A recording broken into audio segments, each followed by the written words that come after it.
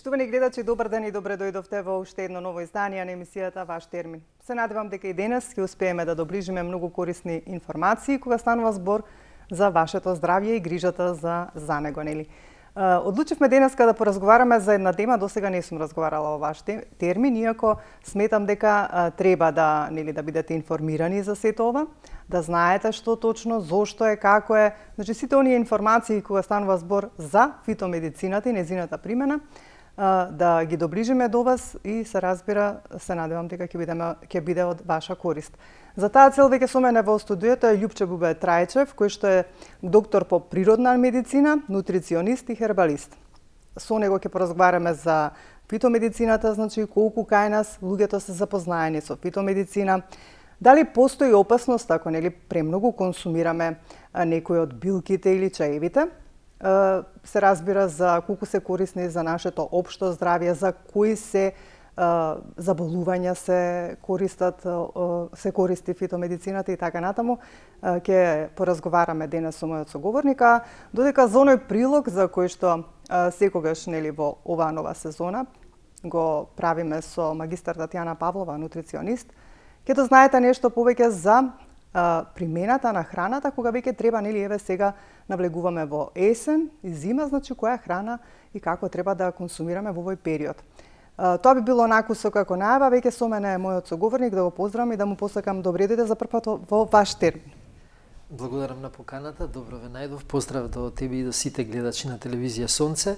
Ова е моја некаде четврто-пето гостување во оваа телевизија, меѓутоа прв пат кај тебе и конкретно на некоја тема поврзано за здравјето, која што ја најмногу ја сакам, затоа што здравјето е најбитно од се. Кога сме здрави, тогаш живееме, тогаш имаме многу желби, тогаш функционираме онака како што треба. Кога сме болни, секогаш бараме решение за да го подобриме нашето здравје и верувам дека во овие час, може би 50 на минути, ќе успееме да одговориме на некои прашања и ќе успееме на многу луѓе да им го подобриме здравјето со некои совети кои што ви ги дали во текот на емисијата. Што представува фитомедицината? Фитомедицината представува природен начин на лечење. Сите оние фитохимикалии кои што се наоѓаат претежно во билките, во сите растенија, сето она што расте од сонцето, сето она енергија која што се создава во сите билки и дарови на природата, јас така ги нарекувам, пошто тука не се само билките, тука се овошјата, тука е зеленчукот, тука се јаткастите плодови и сите оние коренистите билки кои што може да се искористат. Сите се тие на некој начин тука за да го подобрат нашето здравје, меѓутоа најбитно од се треба да се знае како тие да се искористат, кога да се искористат и колку да се искористат. Значи, она што го напомена во самата најава, многу е битно кога земеме нешто, треба и колку да консумираме. Колку и како за да тоа навистина има некој позитивен ефект. Ти ни кажеш подоцна малку за тоа. Сега би сакала да те запрашам колку кај нас луѓето знаат за фитомедицината, колку се запознаени, колку ја применуваат. Во последно време мене ме радува се поеќе и поеќе. Јас, значи, некаде, да речем, втората половина на 95-96 година почнав сериозно да се занимавам за да го подобрам моето здравје, кое тоаш беше многу нарушено. И почнав да употребувам ваков вид на медицина, да речеме, ги исклучив сите оние медикаменти на некој начин, затоа што во суштина на моето прашање дали има лек за да се обнови мојот црн дроб, ми кажа нема лек, тоа можеш да го најдеш само во природата. Барајќи така видов дека во суштина сите лекови доаѓаат од природата и тоа секогаш било така, меѓутоа со развојот на да речеме на медицината, на современата медицина, истите тие состојки се добиваат синтетички.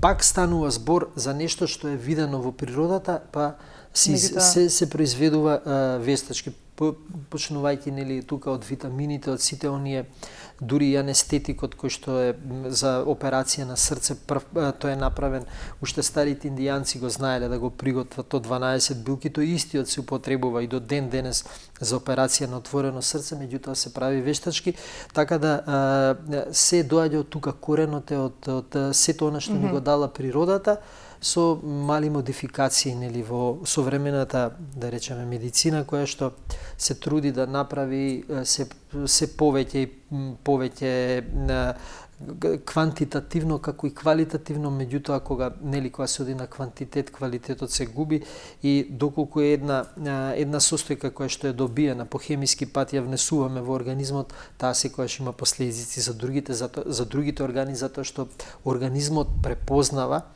го препознава само она што е во природата, затоа што тоа е дел од природата. Сето она што е направено вештачки не може ние да го внесеме во организмот, а да немаме последици. Се што е добиено во лабораторија ќе предизвика некаква последица, дали помала или поголема, зависи од повеќе фактори. Така, значи кажавте дека е лекување со помош на билки, фитомедицината, ако секојдневно ние ги користиме одредени чаеви, одредени билки кои што се за одредена проблематика, нели, кога станува збор за здравјето и воопшто, дали можеме на долг рок да си го подобриме целокупното здравје? Секако, да. Секако треба да знаеме и како да ги користиме. Секоја состојка која се користи во организмот, со кого треба да се посоветуваме? Дали со некој како вас што е доктор по природна медицина кој што се занимава со фитомедицина? Има и многу луѓе кои што знаат, не го завршиле тоа, меѓутоа знаат од искуство, тоа се пренесува од колено на колено, например, ако земе еден чај, колку тој треба да се пие, како да се пие, кога да се направи пауза. Значи сето тоа се пренесува од колено на колено и се гледат ефектите од употребата. Сега со поголеми истражувања, со сето она со собрана литература, од сето знаење што го има во моментов, да речеме, во моментов во целиот свет, кога тоа ќе се сублимира, може да се добијат многу добри природни лекови. Јас тоа и го правам веќе неколку години. Да, веќе 9 години негде во мај направите официјално, ги произведувам моите природни лекови кои што имат одлични резултати. Сведок си и ти на еден мој лек, така да има многу луѓе кои што се задоволни и разликата од, да речеме, современата медицина и природната медицина е во тоа што природната медицина ги отстранува последиците за болеста, не ги лечи симптомите, него ги лечи последиците, причините, не последиците. Кога ние ќе ја излечиме причината, било тоа зашто да станува збор за хипертензија, висок крвен притисок, ако да речеме некој лек кој што се препишува до животно, кој што треба да го зима одреден пациент за да го намали притисокот на организмот, ние делуваме спротивно со тоа што ги чистиме крвните садови. Природната медицина делува на тој начин што нема да пиеме билки или да го третираме организмот да го намали притисокот, него ќе гледаме да го изчистиме организмот, затоа што кога има застој некаде се ствара притисок, кога е се чисто нема притисок и крвните садови можат да се изчистат, сега зависи тоа од возраста, зависи од се, значи не може само со билки, тука е и начинот на исхрана многу битен, значи како ќе се храниме, затоа јас ги поврзувам сите работи заедно, значи тука е нутриционизмот, внесување на храна која што е соодветна за организмот, соодветна и за одредена болест во која што се наоѓа, нели моменталната состојба на тој организам, внесување на билки кои што содржат фитохемикалии кои што помагаат да се реди, и секогаш тука е да истакнам и физичката активност многу битна за да се направи добра циркулација на крвта. Кога крвта циркулира, многу полесно стига во секоја клетка повеќе кислород и повеќе храна и на тој начин самиот организам се исцелува. Морам да кажам дека секој организам има самоисцелителен систем во себе и ние само треба да го поттикнеме и да му помогнеме. Спомена дека оние препарати кои што се нели подготвени како додатоци во исхрана, кои можеме да ги најдеме нели во продажба, се на некој начин со додатни хемиски супстанции. Како да обично секогаш нели кога имаме некој проблем, намален имунитет, поминавме низ пандемија, секогаш ни се потенцираше да консумираме повеќе витамин С, витамин Д и така натаму.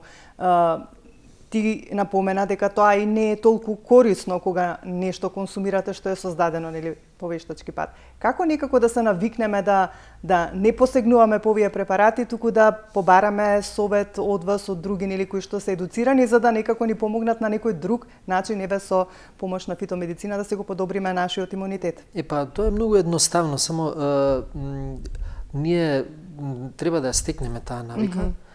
Со самото образование ние имаме тотално промашување во нашето образование. Ако ги земеме јапонците како тие ги образуваат децата, прво ги образуваат да бидат честни, да ги почитуваат другите, да ја почитуваат природата и да знаат да ги препознаваат сите дарови од природата и да ги користат како што треба, и на тој начин кога вие ќе ги запознаете да речеме билките, сето она што расте по планините, повеќе ќе ја почитувате природата, затоа што на некој начин ќе се поврзете со нејзе. Ако само живеете во град и чекате цело време нешто и трчате до првата аптека, вие нема да можете да бидете здрави и нема да бидете поврзани со природата.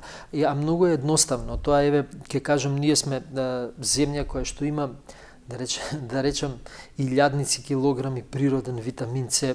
Тоа станува збор за шипинката која што е најбогата, од 1000 до 1200 милиграми витамин С се наоѓа во 100 грама шипинка, а нашите шипинки се едни од најбогатите затоа што имаме сончеви денови.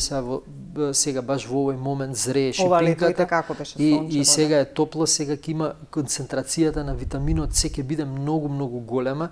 Значи некаде за 15 на дена ќе имаме шипинка, секој може доводно да отиде ќе најде било каде. Ние сме обколени или со планини, било кој кај живее, тие што живеат во Драчево можат на Китка во центар на Водно, Скопска, Црна Гора, имаме премногу витамин С, а ова што се продава во аптеките според мене не е витамин С. Имаше и доста истражување на таа тема, имаше научници од Оксфорд кои докажаа дека витаминот С не е само аскорбинска киселина, него и постојат уште 9 компоненти и дека тие не можат синтетички да се создадат. Меѓутоа нивната статија беше објавена, меѓутоа после беше банирана и избришена затоа што знаеме колку е моќта на фармацевските компании, иако знаеме дека неколку милиарди со неколку нули се вртат на аскорбинска киселина, така наречен витамин С, кој што верували или не, ако земете просечен македонец, некаде 5 до 10 евра троши на такви апчиња наречени витамин С. Сега кога израчунаме 2 милиона по 10 евра, тоа е огромна бројка само во Македонија, да не збориме на колку е тоа на глобално ниво.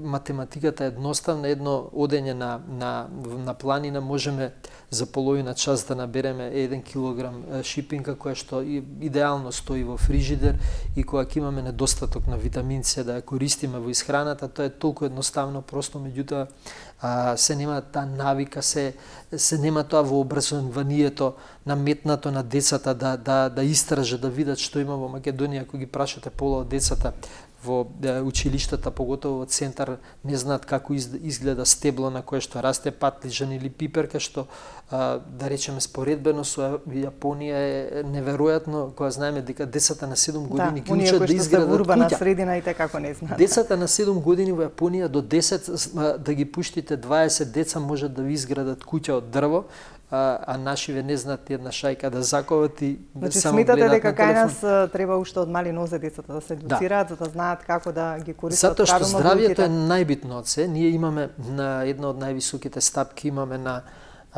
заболени од срцеви заболувања и од канцери, ние Србија и останативе земји што сме тука. Тоа се должи пред се на многу причини.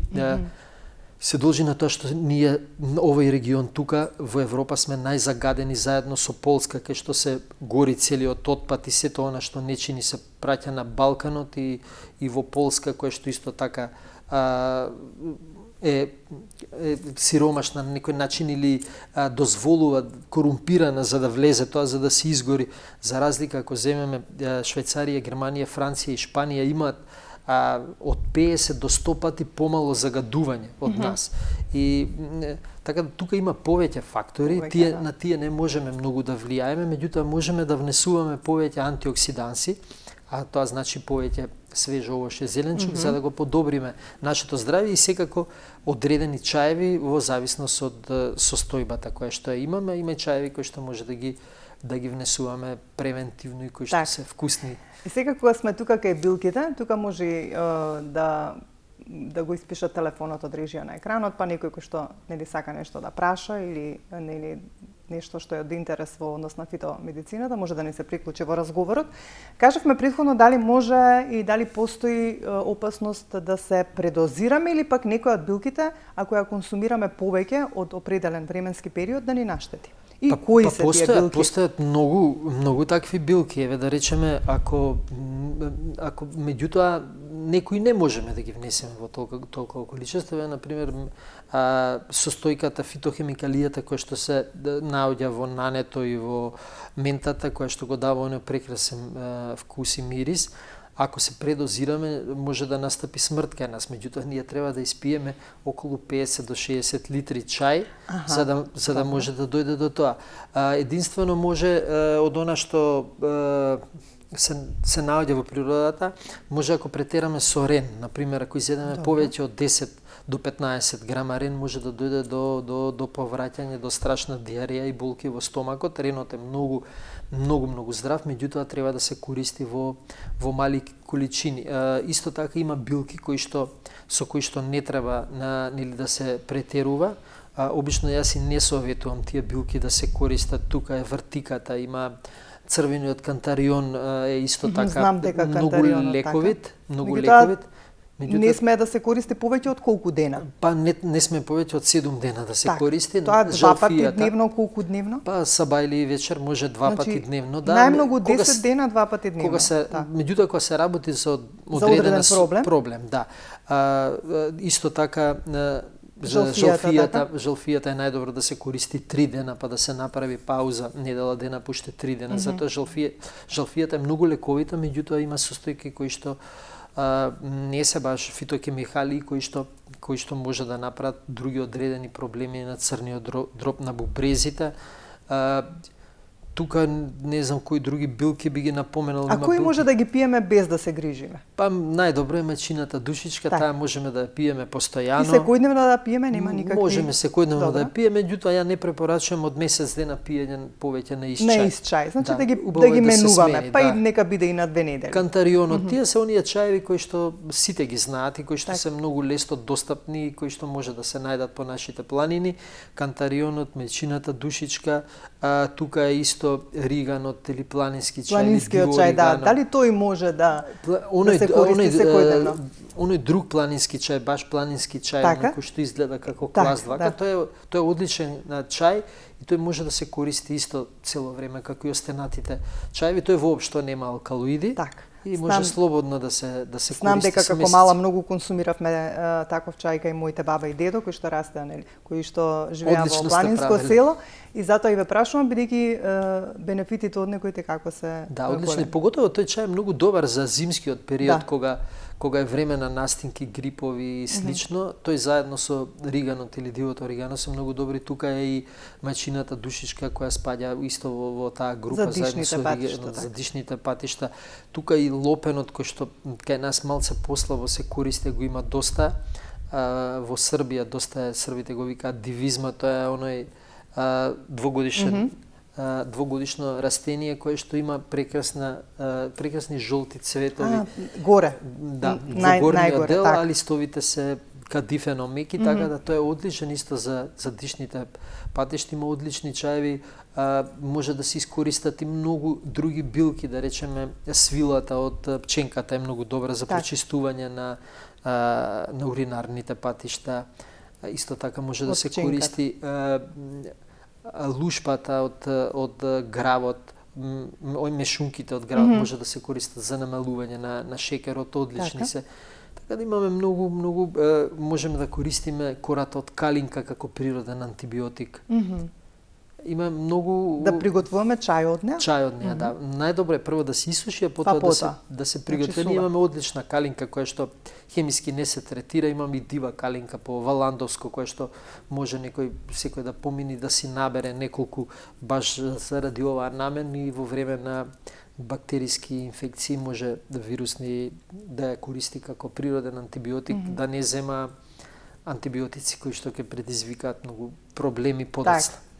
И сега, бидејќи нели можеме да сретнеме и многу препарати кои што се нели во областа на фитомедицината, како луѓето најдобро да знаат кои се и добри, бидејќи претпоставам дека се нудат најразлични видови на препарати, на што треба да обрнат внимание кога купуваат препарати во однос на фитомедицина?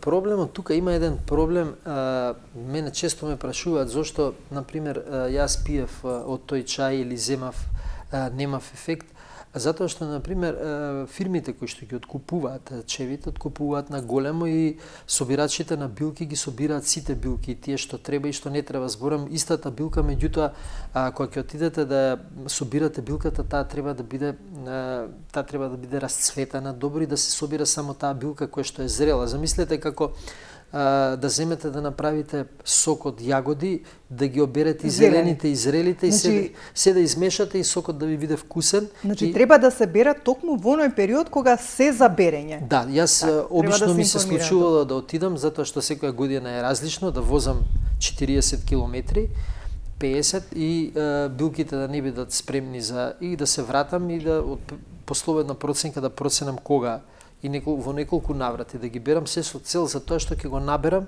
од него да направам квалитетен производ и производот да биде ефикасен. Ако ние ги набереме билките кога тие не се во полна зрелост, тие нема да има добар ефект.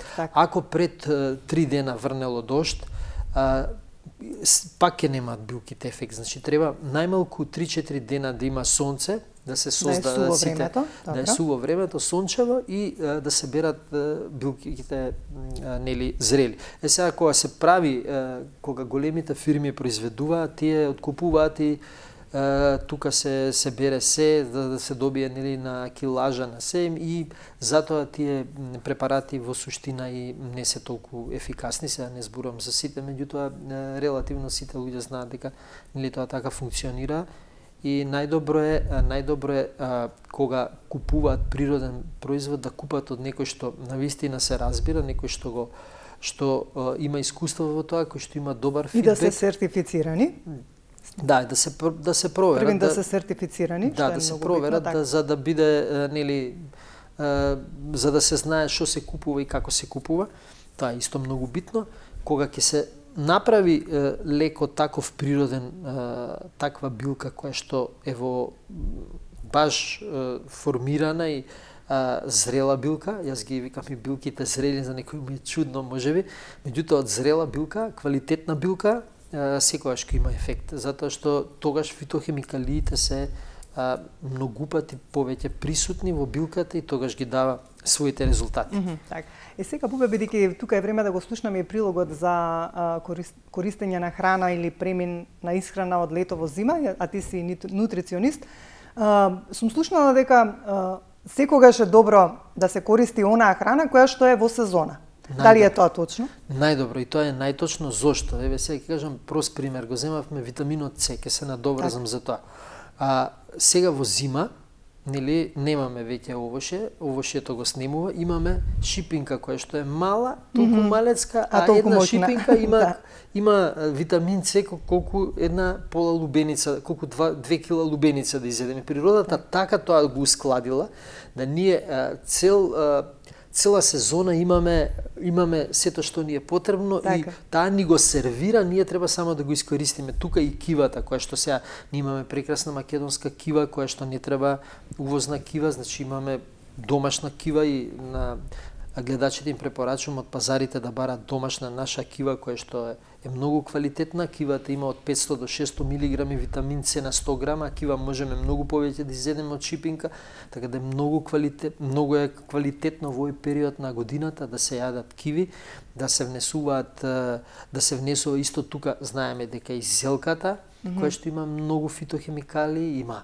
многу витамин Сега С. и јаболката се исто. Јаболката исто, црвената пиперка која што е кралица на зеленчукот со најмногу витамин С, Макдонасот и секако оние кои што не се спремни ова година, се спремат да го направат најдобриот пробиотик и најбогат со витамин С, тоа е за киселена зелка, која што е нешто најдобро за периодот кој што следува да се спасат од оние настинки и вируси и бактерии, и стомачни заболувања, затоа што е, како што кажав, најдобриот природен пробиотик за киселената зелка и нели расолот кој што произлегува од зелката, кој што исто така е многу добар за чистење на крвните садови и кога ќе конзумираме во текот на зимата, повеќе конзумираме месо заедно со користењето на зелката, на расолот, правиме некој баланс. Правиме баланса, балансот е секогаш најбитен. Так, ајде сега заедно да го погледнеме, да го слушнеме прилогот кој што е подготвен токму на тема преминување на исхрана од лето во зима.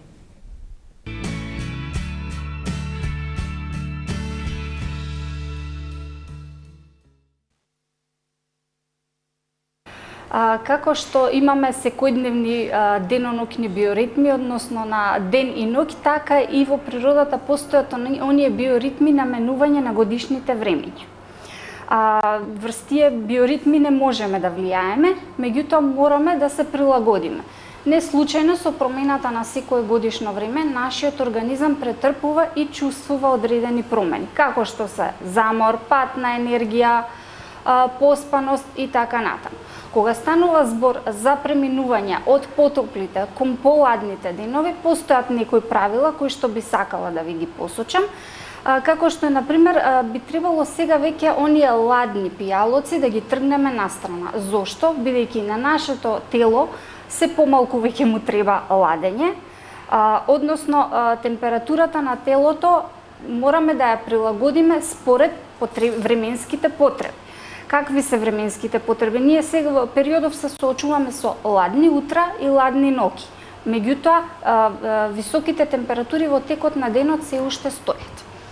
Што би значило тоа? Значи, утрата би требало да ги почнеме со одреден топол напиток, како што е чајот, например. Јас би рекла дека кафето, јаките кофеински пијалоци и оние чаеви кои што содржат кофеин би требало исто така да ги тргнеме настрана. Би требале да си го почастиме телото со некој топол напиток од бобинки, со топол чај, одредени зачини како што се ѓумбир, кои што секако го загреваат нашето тело. Втор момент кој што би сакала да го спомнам е, бидејќи есента ни е годишно време каде што ни нуди плејада на бои и овошје и зеленчуци, секако би требале да му ги овозможиме на нашиот организм. Например, овој период веќе доминираат оние картолести зеленчуци. Значи, на нашите трпези се почесто треба да бидат застапени цвеклото, морковот, пашканатот, компирот и така натаму.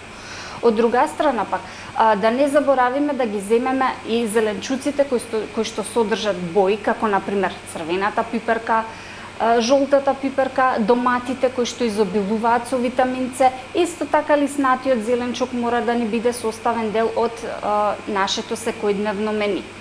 Во однос на витамините, кои што ни се потребни токму во овој период, би го напоменала витаминот А. Зошто токму витаминот А? Витаминот А е липосолубилен витамин кој што се раствара во масти, меѓутоа секако доминира во есенските зеленчуци. Значи, тој е содржан во морковот, тој е содржан во тиквата, се содржи во доматите и така натаму. Значи, исто така, бидејќи велиме липосолубилен витамин, него го има и во одредени масни намирници, како што би кажала, одреден дел од свинското месо содржи витамин А, потоа одредени путери и масти, денеска на пазарот ни се нудат и најразлични фортифицирани производи каде што имаме додаден витамин А. Поради тоа, значи, би потенцирала и доколку има популација која што се соочува со недостаток на витамин А, секако препорачувам и суплементирање. Втор витамин кој што ни е неопходен во текот на целата година, а особено во овој период, тоа е витаминот С. Зошто? Поради оние промени од ладно на топло, значи ние сме секогаш и подложни на настинки и преладувања. А витаминот С ни е витамин кој што е првиот борец во во процесот со настинките, односно тој ни е пријател кога се соочуваме со одредена настинка. Доколку во текот на годината нас ни е потребен од прилика околу 500 мг, во овој период можеме и тие количини да ги зголемиме или пак да појачаме со храна. Кои се тие намирници кои што го содржат токму во овој период? Како што ја спомнав пиперката. Пиперката содржи двојно повеќе витамин С отколку што содржат цитрусите. Тука ни се лиснатите зеленчуци. Ете би го споменала Макдоносот. Значи Макдоносот ни нуди исто така многу поголемо количество на витамин С отколку што содржат цитрусите. Сега, што друго ни нуди есента? Есента, можеби ќе кажеме дека ни е веќе здодевно да консумираме јаболка, меѓутоа јаболката е број 1 кога станува збор за борба со инфекции, за борба со цревни заболувања, конкретно, значи секогаш ја препорачувам кога се соочуваме со одредени дигестивни тегоби, јаболката да ни биде број 1. Тука би го поврзала и грозјето. Навистина, грозјето е едно од оние овоштија кое што е карактеристично за есента. Зошто би ги спомнала? Значи, изобилуваат со витамин А, изобилуваат со витамин Б, исто така содржат и фолна киселина, што е идеален извор на витамин B9, доколку кај бремените жениите, например, фолната киселина игра најголема улога кај нив. Затоа секогаш во диетотерапијата кај бремените жени ги препорачувам овие овоштија. Друг момент зошто ги препорачувам токму овие две овоштија во есенскиот период, бидејќи содржат еден антиоксидант кој што има исклучително значење, а тоа е кварцетинот. Кварцетинот значи е борец во малку и посериозни воспаленија. Дори секогаш го препорачувам и кај популација која што страда од одредени малигни заболувања. Други зеленчуци кои што ни се актуелни во овој период, ние ќе ви го спомнам модриот патличен. Зошто го двојам него? Затоа што он во својата обвивка содржи еден значителен антиоксиданс наносин, кој што исто така е голем борец во процесот со малигните заболувања.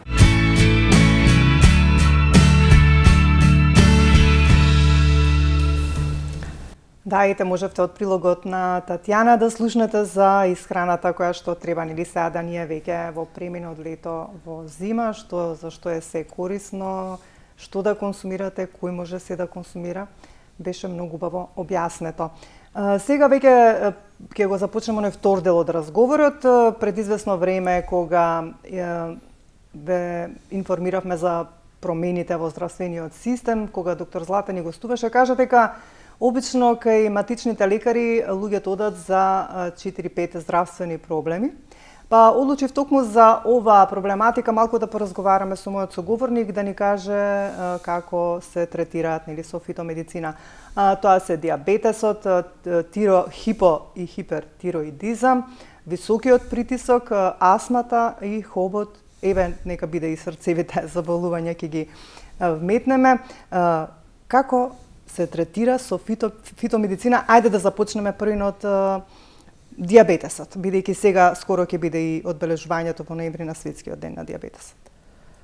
Па вака знаеме нели дека постојат два вида диабетис, тип 1 и тип 2. Тип 2 е кога имаме инсулин, меѓутоа не може тој да навлезе во клетката и да се искористи. Тип 1 е кога панкреасот, односно бета клетките на панкреасот не произведуваат инсулин, а единствено нешто што може да го внесе да го внесе шекерот во клетката, инсулинот. Тој како клуч кој што отвара, го внесува инсулинот и тој се искористува во нашата клетка. Диабетот може да биде причина од може да биде предизвикан од повеќе причини. Прво, она што треба да го направат сите диабетичари е да почнат да се занимаваат со физичка активност, да зголемат циркулацијата, затоа што на тој начин се чистат клетките, а чиста клетка значи дека многу полесно може да го искористи инсулинот да влезе, да се искористи тој шекер и тој да согори, да не плива во крвта и нели кога они сами проверуваат или кога ќе отидат да го проверат шекерот, да видат дека тоа е во нормала. Она што треба нели сите го знаат тоа, да внимаваат на исхраната. Треба да ги исфрлат, како мене, прво што треба да го исфрлат, според мене, не се само шекерите, туку и рафинираните масла.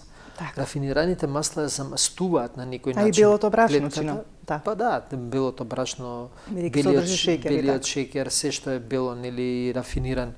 Рафинираниот шеќер и рафинираното масло е многу штетно, затоа што, како што кажав, на некој начин ја замастува клетката и не дозволува искористување на шеќерот во крвта. Има неколку намирници кои што се многу добри за лечење, да речем, на диабетот, затоа што може многу да се подобри состојбата, да речем, некој што имал 9 шеќер да спадне на 5-6, само со користење на природни производи. Тука морам да ги кажам, тука е циметот, Добро. тука е морското оревче, карамфилчето, ренот, ѓумбирот, се оние кои што на некој начин ја детоксифицират, чистат клетката и кои што овозможуваат инсулинот многу полесно да влезе во клетката. Одлично за диабетичарите е и лененото ладноцедено масло и маслото од сусам. Сусамот исто така е многу добар. Тоа е многу помага во самата исхрана, доколку го користат диабетичарите, да се намали нивото на шеќер во крвта. Како што кажав, тоа на некој начин се оние достапни природни Дали работи. оној препарат кој што вие го подготвувате ги содржи овие состојки? Да, јас го подготвувам еден многу одличен препарат кој што е многу добар, да речеме, и куркумата да не ја заборавам, меѓутоа има еден корен кој што да се вика на латински Carlina acaulis, или во народот познат кај нас како вилино сито, кој што расте во планините.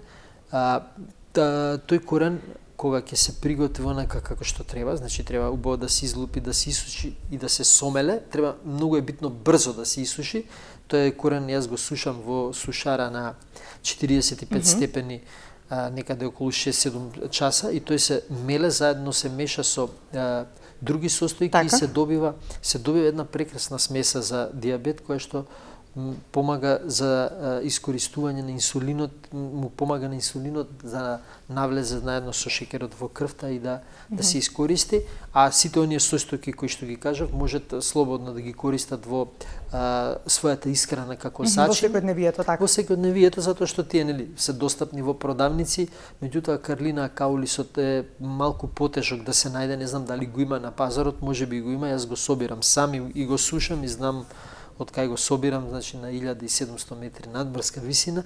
Тоа што се однесува, значи, до фитомедицината, која зборуваме на оние фитохемикали кои што можат да се најдат во природата, и како што кажав, лененото масло да биде нивно секојдневие, да го исфрлат рафинираното сончогледово масло, затоа што лененото масло и маслото од сусам се многу добри, можат секојдневно во салати да ги користат за подобрување на состојбата за искористување на шеќерот и намалување на. Така. Немам уште многу време, сакам да спомнем уште за овие 2-3 работи, значи за проблемот со тироидната.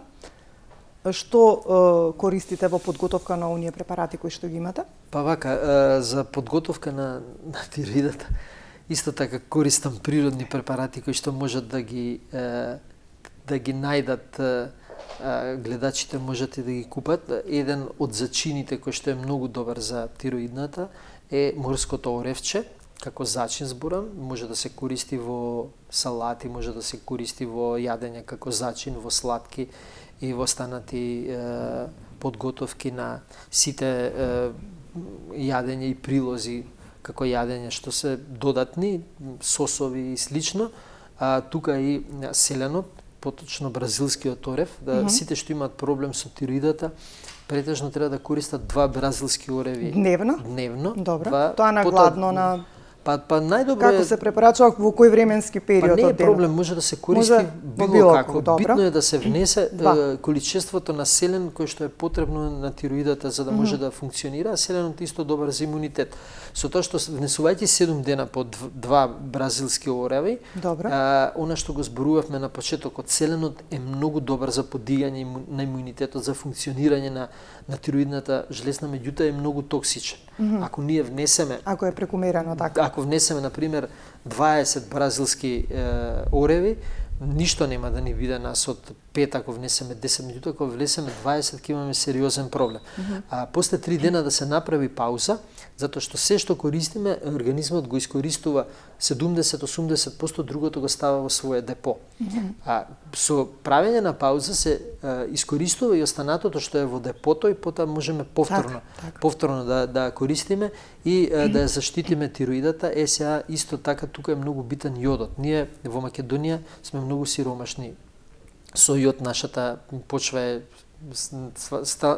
страшно сега ослабена со силициум, кој што е исто така многу битен за коските, јодот исто, да се користи јод, меѓутоа да се користи јод кој што е природно добиен, а природно најдобро се добива јод од млади оревчиња кои што се берат во јуни, може да се стават оние кога се уште не суви, мали, како маслинка, кога се големина некаде да се исечат на половина или на 4, да се стават во добра домашна ракија. Така, оној познат лек кој што го или може да се стават во мед, оние кои што не сакат алкохол, или може да се стават во мед, тие ќе ги испуштат своите сокови, медот ќе стане многу течен и после 40 дена да се процеди и секој ден да се зима по една мала лажичка. Оние што сакаат да добијат на некој начин ликер, можат да измешат и мед и ракија и оревчиња и да си добијат еден интересен напиток кој што може да го консумираат, да пола чашка од ракија пред јадење 2 недели и потоа 1 недела да прават пауза. На тој начин ќе внесат доволно јод.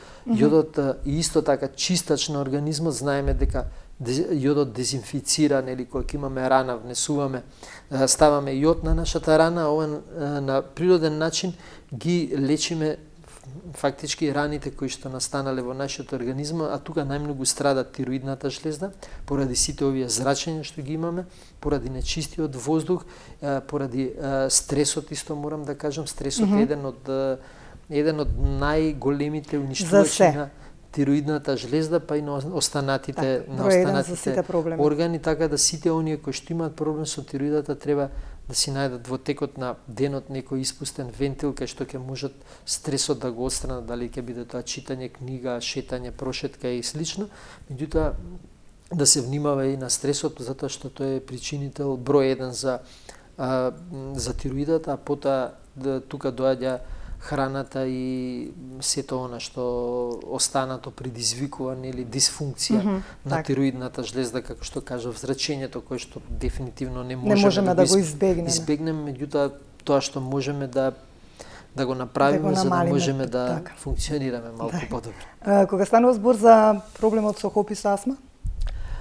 Па астмата на некој начин астмата е алергија на детоксифицираност на организмот, постојат случаи кои што да речеме се на одредени постови ја излечиле астмата, меѓутоа современата медицина вели астмата е неизлечива и мора да се третира до крајот на животот, меѓутоа има илјадници, според моите евиденции во последниве години, има илјадници луѓе кои што се излечиле од астма, користејќи само растителна храна, претежно жива храна, користејќи билки кои што се добри за белите дробови, за чистење на детокс на организмот. Детоксот е многу битно да го правиме секоја есен и секој пролет, значи да внесуваме одредени намирници во текот на кои што прават детоксификација, како што имаме, нели, генерал како го правиме дома, чистиме, меѓутоа мора еднаш да направиме генерал, да чистиме секој што треба, така треба и организмот да го третираме со чистење, есенско и пролетно чистење да имаме на организмот и преминување, како што кажа ти, од една храна во друга, затоа што сега ќе се смени храната, нема да имаме иста храна, 80% се менува барем оние кои што ги следат тековите на исхрана, она што го имаме сега се сосема други намирници, други овошја, други зеленчуци кои што треба да ги користиме. Јас обично и така се хранам, никогаш не користам патлиџан во зима или краставица, никогаш не јадам. Сега ми завршува тука периодот на јадење затоа и ве прашав на краставица и пиперка и сето што имам. Колку е важно? Потоа тоа дури кога ќе излезат оние нормални, да речеме, не она одгледувано под сијалици па на сила растето, вештачки начин со многу хемикали и внесувајќи таков производ кој што ќе го платат гледачите 10 пати повеќе од тоа што вреди, а секако мора да се плати толку затоа што тој што го произвел вложил многу труд, многу енергија, потрошил многу струја за да загрее, за да може нешто да вегетира кога не му е времето за вегетација, и тука се малци измрдани работите. Тука мора да се зборува, како што кажам на почеток, за онаа култура на исхрана и поврзана со природата. Кога тоа ќе го свати, никој нема да отиде и да бара во јануари за нова година да прави, да речеме, салата патлиџани, ќе се извади кисела зелка, како што се јаделе порано. Кисели краставички, ќе си функционира, а патлиџанот ќе го јаде тогаш кога му е сезоната. Значи, некако како за крај би сакала вака да го заокружиме разговорот и со една ваша препорака. Значи, претпоставам дека има многу луѓе кои што ги имаат овие проблеми за кои што говоревме, и многу други проблеми. Дали покрај онаа таблетарна терапија која се извинувам ја користат веќе, може да ги користат и препаратите од фитомедицината? Секако може да ги користат, затоа што тие на некој начин се како додаток во исхраната. Да, има луѓе кои што, ја знам, кои што целосно ги отфрлиле тие, користеле само природни препарати и веќе не користат ништо, затоа што, како што кажав, природните препарати не ги лечат последиците, туку причините. Кога ние ќе го исчистиме нашиот организам, ние веќе нема да имаме проблем, ќе функционираме како сосема здрав организам. Меѓутоа треба да внимаваме подоцна начинот на исхрана, затоа што сами секој човек знае што довело до таа состојба. Секој е свесен. Јас со многу луѓе разговарам и сите велат, знам зошто дојде до ова, јас не внимавав, јадев се и се што треба и што не треба, не се движев, седев по цел ден. Ние најдобро се знаеме. Да, секој си знае дека тоа е исто како некој автомобил кој имаме, ако не го одржуваме онака како што ни препишал тој што го произвел автомобилот, ќе имаме проблеми, ќе ни откаже еден дел, друг дел, трет дел. Така треба, многу луѓе внимаваат повеќе на своите автомобили отколку на своето тело. Треба малку да се посветиме повеќе на здравјето, да го чуваме здравјето, бидејќи е скапоцено, и да живееме во склад во природата, да не се оддалечуваме од природата, техниката да ја користиме. Не сум јас кој некој што вели сега све природата техника. Техникава треба да ја користиме нели за нашите придобивки, меѓутоа никогаш не треба да се оддалечиме од природата, затоа што колку повеќе се оддалечуваме од природата, толку повеќе ќе бидеме нездрави. Колку сме поблиску до природата, толку ќе бидеме поздрави, не само физички, него и психички, и ќе имаме поголема стабилност, затоа што знаеме, например, кај се случуваат најголемите проблеми, се случуваат во градовите, во селата. Никој човек не е нерасположен кога е поврзан, или кога шетате во шума, дали можете да видите нервозен човек? Не можете. Можете да видите на некој булевар кај што има многу гужва, или некој човек да видите нервозен на плажа. Сите уживаат тука, се поврзани со природата, и да наоѓаат луѓето повеќе време да поминуваат во природата колку можат повеќе, затоа што природата е најдобар лек, таа ни дава се што треба, само ние треба да го искористиме онака како што навистина треба. Ви благодарам многу за денес. Се надевам ете по некој следно издание ќе проговориме можеби поконкретно за некој проблем и за сето она што вие секако го работите. Ви благодарам. Благодарам за поканата. Почитувани гледачи, тука некаде ќе ве поздравам јас за денес. Значи, користете фитомедицина, се разбира, за да ги почувствувате бенефитите од неа. Користете секојдневно, се извинувам, чаеви, билки, кои што ќе бидат за некои намени, кои што ги посочивме во разговорот, кои може секојдневно да ги консумирате.